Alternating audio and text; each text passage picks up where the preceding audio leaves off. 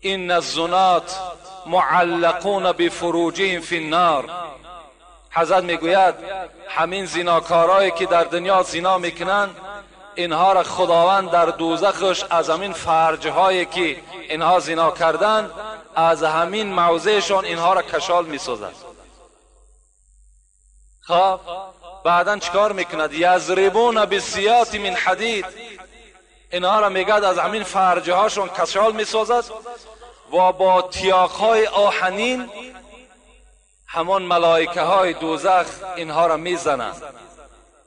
فاذا استغاث، وقتی که من الضرب، وقتی که میگد میزنن این زناکار طلب یاردم میکند، ای ملائکه مرا آزار بسیار نده، وجود من در من شد.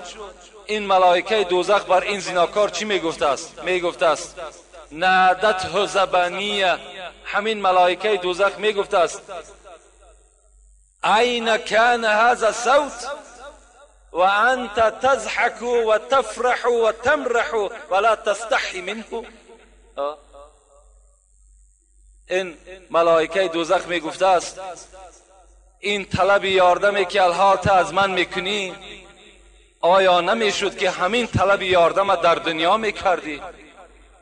در حالتی که تو زنا میکردی میخندیدی، زنا میکردی راحت میکردی، زنا میکردی معیشت میکردی.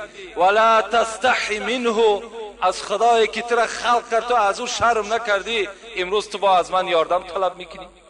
اینجا جای یاردم نیست دیگه. حضرت موسی گفتن الهی ما لمن زنا، پروردگارا کسی که در دنیا زناکار است او را چی جزا میتی؟ قال الله تعالی البسه درعا من النار لو وزع على جبل شاهق لاصبح رمادا.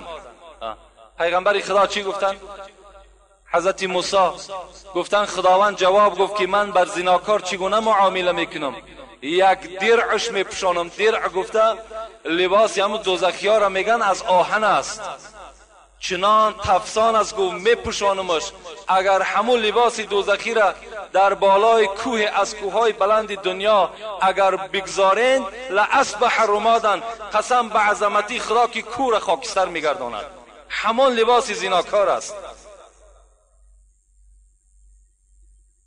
لکن از همه ده زنای وزنین ترین پیغمبر خدا با کی گفتن؟ اعظم زنا بالام والاخت و بالمحارم. در باب زنا صحبت ها زیاد است. انشاءالله ما در باب هر یک جمعه من شاید که حدیث های از این تکرار میکنیم. رسول الله گفتن بزرگترین زنا زنای با مادر است و زنای با خواهر و اپه است و زنا با زنی هست که برای تو نکاح و حرام است. این از همه ده وزنین ترین زنا در نزد خدا به حساب می رود. حتی حاکم می گوید و صحح فی حاکم و صحح الحاکم، در صحیح خود حاکم چی می گوید؟ من وقع علی ذات محرم فاقتلوه.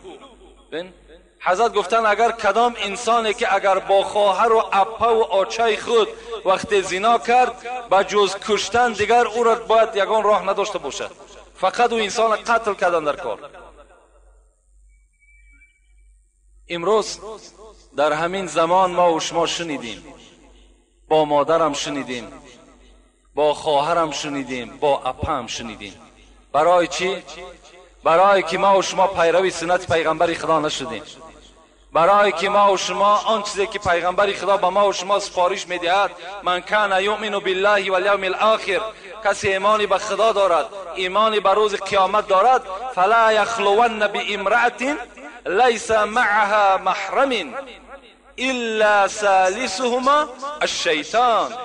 ببین پیغمبر خدا میگه هیچگاه با زنی که همراه خود یگان محرمش نباشد شما تنها نشینید، زیرا این که سیوم شما شیطان می شود. شما حتی به خواهر خود، به ینگه خود، به خاله و عمه خود که اینا برای شما گرفتنشون حرام است، تنها نشستن شما را پیغمبر خدا اجازت نمیده، زیرا میگه سیوم شما شیطان است، شما را وسواس میکنه. برای چی ما و شما را اسلام امروز رخصت نمیتد فرزندهایی که الک به سین 7 میرسند جاگه های اونا را از خانه جدا کنین، جاگه پدر و مادر جدا باشد، جاگه فرزندها جدا باشند؟ همه برای همین است.